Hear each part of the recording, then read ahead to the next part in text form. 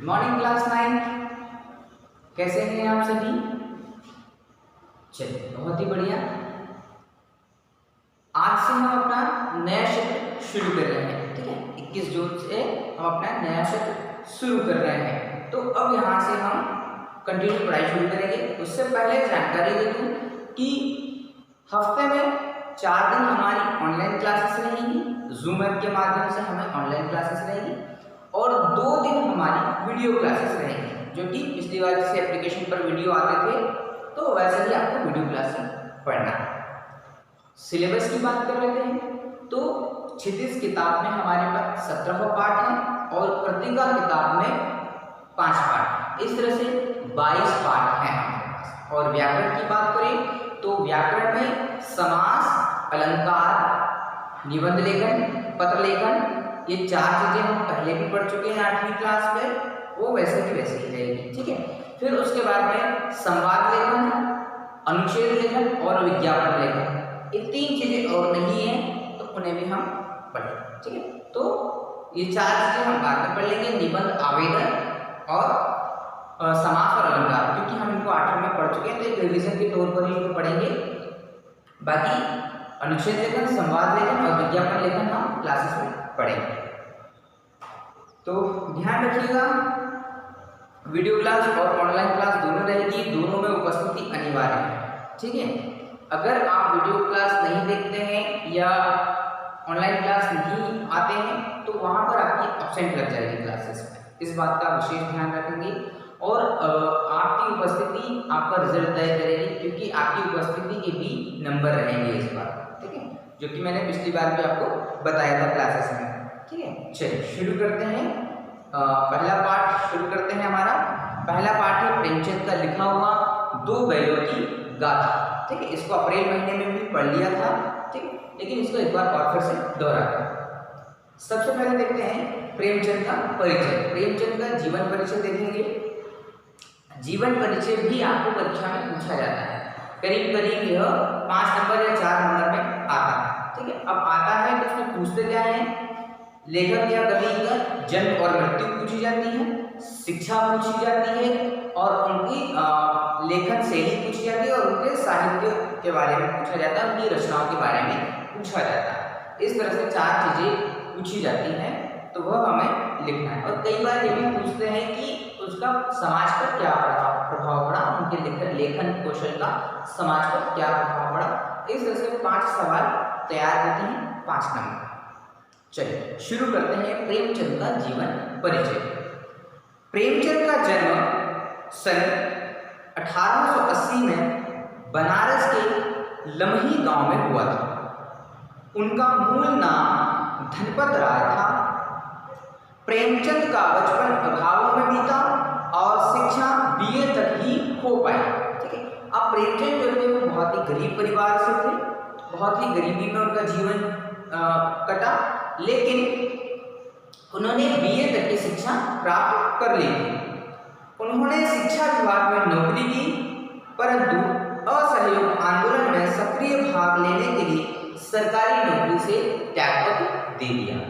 अब उनका रुझान असहयोग आंदोलन की तरफ हो गया, तो उन्होंने अपनी सरकारी नौकरी, वो शिक्षा विभाग में नौकरी भी करते थे, तो असहयोग आंदोलन में सक्रिय होने के लिए उन्होंने शिक्षा विभाग से नौकरी छोड़ दी, त्यागपत्र दे दिया, और लेखन कार्य के प्रति पूरी तरह समर्पित हो गए। अब सरकारी नौकरी छोड़ने के बाद में वो असहयोग आंदोलन में भी शामिल हुए और साथ में लेखन कौशल को बढ़ाते रहे, कहानियां लिखते रहे, निबंध लिखते रहे। सन 1936 में इस महान कथाकार का देहांत हो गया। ठीक है, अब 2 चीजें यहाँ पर है कि 1880 में जन्म हुआ था बनारस के लम्ही गांव में, ये चीजें ध्यान रखना, इसको अंडरलाइन कर दीजिए, और सन 1936 में इनकी मृत्यु हो गई, इसको भी अंडरलाइन कर दीजिए। दूसरी चीज कि उन्होंने BA तक की शिक्षा प्राप्त की थी, इसको भी अंडरलाइन कर दीजिए। ठीक है, ये चीजें पूछी जाती हैं। प्रेमचंद की कहानी। प्रेमचंद की कहानियां मानसरोवर के 8 भागों में संकलित हैं। ठीक है, अब प्रेमचंद ने बहुत सारी लगभग 300-400 कहानियां लिखी है। उन कहानियों का संकलन मानसरोवर में किया गया। ठीक है, कहानियों का मानसरोवर जो है वो कहानियों का जिस तरह से एक बात करें समझने के तौर पर कि जैसे हमारी क्षितिज किताब है, इस किताब में भी 17 कहानियां और कविताओं का संकलन है और इसका नाम क्या दिया है, क्षितिज दिया है। वैसे ही प्रेमचंद की समस्त कहानियों को इकट्ठा किया गया और उनको छापा गया, तो उस किताब का नाम हमने मानसरोवर दिया। ठीक है, तो मानसरोवर के 8 भाग प्रकाशित हुए, 8 अलग अलग भाग, और उनमें उसकी पूरी कहानियां प्रकाशित है, छपी हुई है। सेवा सदन, प्रेमाश्रम, रंगभूमि, कायाकल्प, निर्मला, गबन, कर्मभूमि, गोदान उनके प्रमुख उपन्यास। ठीक है, ये उनके उपन्यास हैं। उन्होंने हंस, जागरण, माधुरी आदि पत्रिकाओं का संपादन भी किया। अब ये जो पत्रिकाएं हैं, जो मासिक पत्रिकाएं निकलती है, जैसे रोज अखबार आता है ना हमारे घरों में, तो वो दैनिक अखबार हो गया। ऐसे ही मासिक अखबार भी निकलते हैं, मासिक पत्रिकाएं भी निकलती है जो महीने में एक बार निकलती है और उसमें बहुत सारी जानकारियां होती है। तो उन मासिक पत्रिकाओं का संपादन भी प्रेमचंद जी ने किया है। कौन कौन सी पत्रिकाएं थी वे? हंस, जागरण और माधुरी। कथा साहित्य के अतिरिक्त प्रेमचंद ने निबंध एवं अन्य प्रकार का गद्य लेखन भी प्रचुर मात्रा में किया। प्रचुर का मतलब होता है बहुत ज्यादा। ठीक है, उन्होंने कहानियां भी बहुत लिखी और निबंध भी लिखा। प्रेमचंद साहित्य को सामाजिक परिवर्तन का सशक्त माध्यम मानते थे। प्रेमचंद जो थे वो समाज को बदलने के लिए साहित्य को बहुत ज्यादा तवज्जो देते थे, बहुत ज्यादा प्रभाव डालते थे, है ना। उनका कहना था कि यदि समाज को बदल सकते हैं तो सिर्फ साहित्य के माध्यम से हम समाज को बदल सकते हैं। ठीक है, उन्होंने जिस गांव और शहर के परिवेश को देखा और जिया, उसकी अभिव्यक्ति उनके कथा साहित्य में मिलती है। अब प्रेमचंद जहां पर रहे थे तो वहां के परिवेश का, वहां के माहौल का, वहां की भाषा का, वहां की रहन सहन का, वहां की संस्कृति, वहां के शैली का प्रभाव उनकी रचनाओं में मिलता है। किस तरह प्रेमचंद का एक था कि वो पात्रनिष्ठ भाषा का प्रयोग करते थे। पात्रनिष्ठ भाषा का प्रयोग का मतलब होता है कि जैसा पात्र होगा वैसे ही भाषा होगी। यदि कोई पुलिस ऑफिसर है तो पुलिस की भाषा किस तरह की होगी उसका उपयोग करते थे। कोई वकील है तो वकील का किस तरह से, कोई मजदूर है या कोई गरीब है, कोई अमीर है, कोई सेठ है, कोई ठाकुर है, तो उनकी कविता कहानियों में पात्रनिष्ठ भाषा प्रमुख होती थी। ठीक है, क्यों होती थी? क्योंकि उनके आसपास के माहौल को उन्होंने जिया था और उसे बहुत ही अच्छे तरीके से उन्होंने समझा था, और वही परिवेश उनकी रचनाओं में देखने को मिलता है। किसानों और मजदूरों की दयनीय स्थिति, दरिद्रों का शोषण, समाज में स्त्री की दुर्दशा और स्वाधीनता आंदोलन आदि उनकी रचनाओं के मूल विषय हैं। उनकी उनकी कहानियों में हम देखेंगे तो अधिकतर रचनाएं ऐसी मिलेगी जहां पर किसी गरीब व्यक्ति का शोषण हो रहा हो, किसी दलित व्यक्ति का शोषण हो रहा हो, किसी मजदूर की बहुत ही बुरी स्थिति हो रही हो, या महिलाओं के साथ दुर्व्यवहार किए जा रहे हो। इन विषयों पर उन्होंने अधिक रचनाएं रची हैं। प्रेमचंद के कथा साहित्य का संसार बहुत व्यापक है। उसमें मनुष्य की नहीं पशु पक्षियों को भी अद्भुत आत्मीयता मिली है। अब बात करें तो प्रेमचंद के कथा साहित्य की, उनका कथा साहित्य बहुत बड़ा है, और वहां पर बात करें कि प्रेमचंद ने मनुष्यों के साथ साथ पशुओं पर भी अपनी कलम चलाई है। उन्होंने ऐसा नहीं है कि सिर्फ मनुष्यों के दर्द को ही लिखा है, मनुष्यों के सुख को ही लिखा है, या मनुष्यों को ही जांचा परखा है या अवलोकन किया है। उन्होंने पशुओं के साथ भी बराबर न्याय किया है, पशुओं के साथ भी पशुओं के व्यवहार को भी समझा है और उनको भी अपनी रचनाओं में पात्रता दी। ठीक है, तो अभी एक पाठ पढ़ेंगे हम, 2 बैलों की गाथा। तो इस पाठ में उन्होंने बैलों के माध्यम से मित्रता का व्यवहार, बैलों के माध्यम से सामाजिकता का व्यवहार, श्रेष्ठता का व्यवहार किस तरह से समाज में स्थापित कर सकते हैं वह प्रस्तुत करने का प्रयास किया है, सफल प्रयास किया है। प्रेमचंद की कथा साहित्य का संसार बहुत व्यापक है। उसमें मनुष्य की नहीं पशु पक्षियों को भी अद्भुत आत्मीयता मिलती है। बड़ी से बड़ी बात को सरल भाषा में सीधे और संक्षेप में कहना प्रेमचंद के लेखन की मुख्य विशेषता है। ठीक है, अब प्रेमचंद जो है वो चाहे कितनी भी बड़ी बात हो उसको बहुत आसानी से कह देते थे। चलिए अभी शुरू करते हैं हम पाठ हमारा 2 बैलों की गाथा। पेज नंबर 5 निकालेंगे सभी और पेज नंबर 5 पर 2 बैलों की गाथा को पहली लाइन से पढ़ना शुरू करते हैं। जानवरों में गधा सबसे बुद्धिहीन समझा जाता है। हम सब किसी आदमी को पहले दर्जे का बेवकूफ कहना चाहते हैं। ठीक है, अब ये होता है कि जानवर तो बहुत सारे हैं, लेकिन जो गधा होता है उसको हम बहुत बेवकूफ मानते हैं। ऐसा मानते हैं कि गधा से ज्यादा निरा व्यक्ति कोई नहीं हो सकता, गधे से ज्यादा मूर्ख व्यक्ति पशु कोई नहीं हो सकता। ठीक है, कई बार हम भी हमारे मित्रों के साथ में या पारिवारिक लोगों में या अन्यत्र लोगों में किसी की बुद्धि नहीं चलती है तो उसको हम गधा बोल देते हैं, या कोई काम नहीं कर पाने में सक्षम होता है या कोई काम बात को समझ नहीं पा रहा है तो हम उसके लिए गधा शब्द की उपमा दे देते हैं। ठीक है, उसको गधा बोल देते हैं। हम जब किसी आदमी को पहले दर्जे का बेवकूफ कहना चाहते हैं ना, बेवकूफ कहना चाहे किसी को तो उसको हम बेवकूफ न करके गधा कह देते हैं सीधा सीधा, तो उसे गधा कहते हैं। गधा सचमुच बेवकूफ है या उसके सीधेपन, उसकी निरापद सहिष्णुता से उसे यह पदवी दे रहे हैं, है ना। अब प्रेमचंद जी कहते हैं कि गधा वाकई में बेवकूफ है या उसके भोलेपन के कारण, उसके सीधेपन के कारण, उसके निरापद के कारण उसको इस तरह की उपमा दे दी गई है या उसको इस तरह से बुलाया जाता है ना, क्योंकि गधा बहुत सीधा प्राणी होता है, वो किसी को छेड़छाड़ नहीं करता, वो किसी को परेशान नहीं करता, बहुत सीधा होता है और गधा अपने मालिक की सुनता रहता है। ठीक है, वो कभी पलटकर जवाब नहीं देता। ठीक है, तो ये कभी लेखक इसी वजह से कहना चाहते हैं कि गधा वाकई में मूर्ख है, बेवकूफ है या उसके सीधेपन के कारण से वो बेवकूफ कह दिया गया है, यह पदवी दे दी है। यह इसका निश्चय नहीं किया जा सकता। गाय सिंह मारती है, ब्याही हुई गाय तो अनायास ही सिंहनी का रूप धारण कर लेती है। कुत्ता भी बहुत गरीब जानवर है, लेकिन कभी कभी उसे भी क्रोध आ ही जाता है, किंतु गधे को कभी क्रोध करते नहीं सुना न देखा। जितना चाहो गरीब को मारो, चाहे जैसे खराब सड़ी हुई घास सामने डाल दो, उसके चेहरे पर कभी असंतोष की छाया न दिखाई देगी।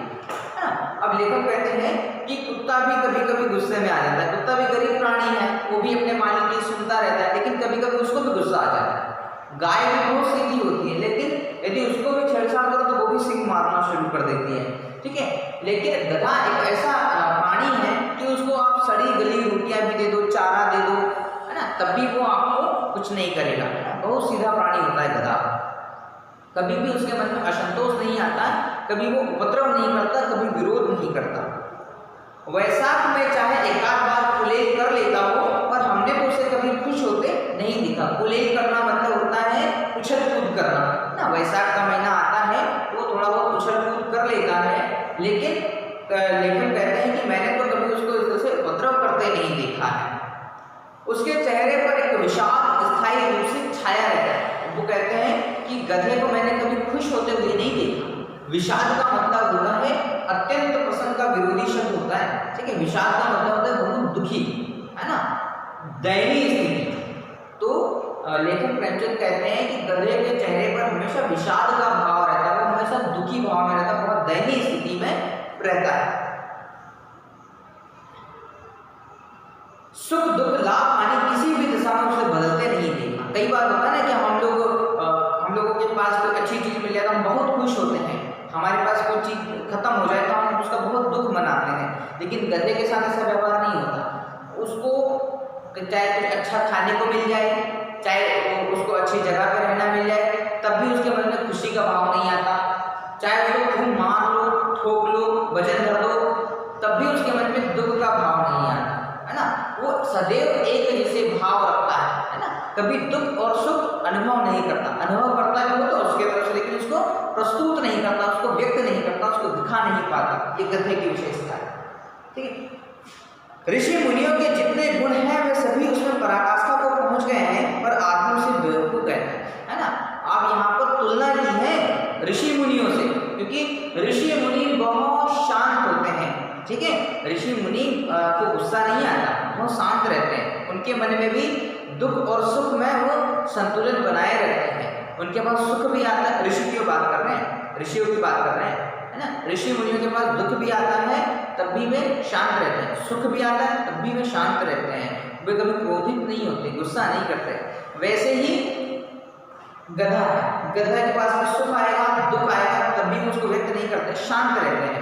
ठीक है, तो प्रेमचंद ने कहा है कि ऋषि मुनियों की पराकाष्ठा तक पहुंच गए हैं फिर भी हम उसको बेवकूफ भी कहते हैं। ठीक है, गधे के पास इतना ज्ञान है कि वो अपने आप को शांत कर पाता है, लेकिन फिर भी हम उसको मूर्ख कह रहे हैं।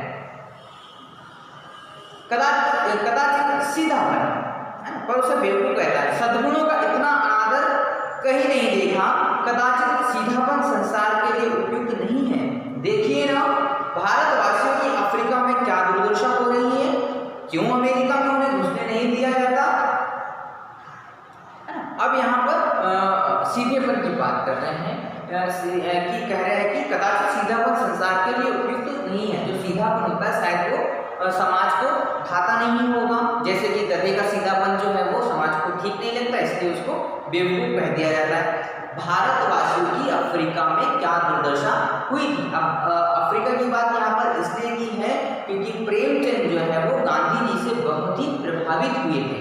ठीक है, गांधी जी जब अफ्रीका गए थे तो वहाँ के लोगों ने गांधी जी का बहिष्कार कर दिया था और उन्हें ब्लैक मैन कहकर पुकारा था। ठीक है, वो गांधी जी का रंग जो है वो काला था, तो नस्लभेदी बातें होती थी वहाँ पर। तो उन्होंने कहा कि भारतवासियों की अफ्रीका में क्या दुर्दशा हो रही है, क्यों अमेरिका में उन्हें घुसने नहीं दिया जाता।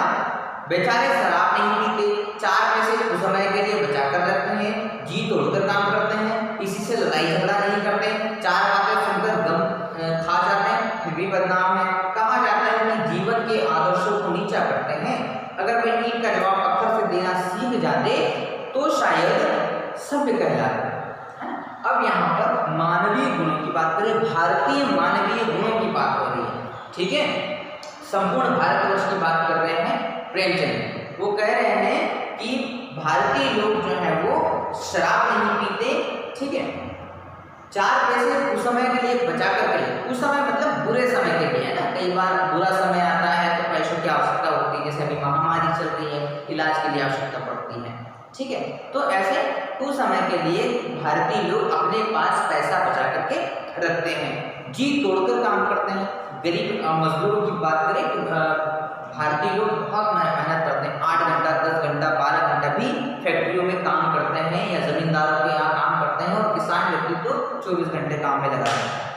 किसी से लड़ाई झगड़ा नहीं करते, 4 बातें सुनकर गम खा जाते हैं। गम खा जाते हैं मतलब अपने आप को शांत कर लेते हैं। कहा जाता है कि वे जीवन के आदर्श को नीचा नहीं करते ना। भारतीय लोग जो हैं वो अपने जीवन के मूल्यों को नीचा नहीं करते, वे अपने स्वाभिमान को नीचा नहीं करते हैं। अगर वे भी ईंट का जवाब पत्थर से देना सीख जाते तो शायद सभ्य कहलाते। अब विदेशों की तुलना में कह रहे हैं कि अफ्रीका और अमेरिका की तुलना में भारतीयों की विशेषताएं बताई है प्रेमचंद जी ने। तो उन्होंने कहा है कि अगर विदेशों में लोग जिस तरह से मुंह तोड़ जवाब देते हैं, एक दूसरे का विरोध करते हैं, यदि वैसे ही भारतीय लोग भी वहां पर उनका विरोध कर लेते तो शायद वे सभ्य कहलाते हैं, लेकिन उन्होंने विरोध नहीं किया इसलिए वे असभ्य कहलाते। पेज पलटते हैं, पेज नंबर 6 पर आते हैं। कहने लगते जापान की मिसाल सामने है, एक ही विजय ने उसे संसार की सभ्य जातियों में गण्य बना दिया। ठीक है, जापान ने नागासाकी और हिरोशिमा उस पर जब हमला हुआ था तो जापान ने उनका मुंहतोड़ जवाब दिया था विदेशी शक्तियों का, और एक जापान छोटा सा देश है लेकिन उसने विदेशी शक्तियों का आतताइयों का विरोध किया था और विजय भी हासिल की। उस युद्ध में उन्होंने जीत हासिल की। तब से आज छोटा सा देश है और पूरा विश्व उसको गिनता है कि वो भी एक परमाणु ऊर्जा में एक वृहद देश है। ठीक है, लेकिन हम एक भारतवर्ष देश से कि हम किसी का विरोध नहीं करते, हम अपनी तरफ से किसी पर हमला नहीं करते हैं। ठीक है, हम अपनी तरफ से किसी का हमला नहीं, कोई हम पर हमला करे तो हम अपना बचाव जरूर करते हैं, है ना, लेकिन प्रत्युत्तर भी नहीं देते हैं। ठीक है, हम समझौतावादी युग में जीने वाले लोग हैं, हम समरसतावादी युग में जीने वाले लोग हैं, हम सहिष्णु भाव रखने वाले लोग हैं भारतीय लोग, ऐसा प्रेमचंद जी कहते हैं। लेकिन गधे का एक छोटा भाई और भी है, उसे कम ही गधा है और वह है बैल। ठीक है, एक और प्रजाति हमने बता दी है। ठीक है, कि गधे का एक और छोटा भाई है बैल, है ना। कई बार हम किसी व्यक्ति को मूर्ख व्यक्ति को बैल भी कहते हैं कि तू तो पूरा बैल है यार, तेरे को तो कुछ भी नहीं आता है, तू तो पूरा गधा है, तेरे कुछ नहीं आता। तो जो बैल भी है बहुत सीधा प्राणी होता है, जिस अर्थ में हम गधे का प्रयोग करते हैं कुछ उसी से मिलते जुलते अर्थ में बछिया के ताऊ का भी प्रयोग करते हैं। ठीक है, कुछ लोग बैल को शायद बेवकूफों में सर्वश्रेष्ठ कहेंगे, मगर हमारा विचार ऐसा नहीं है।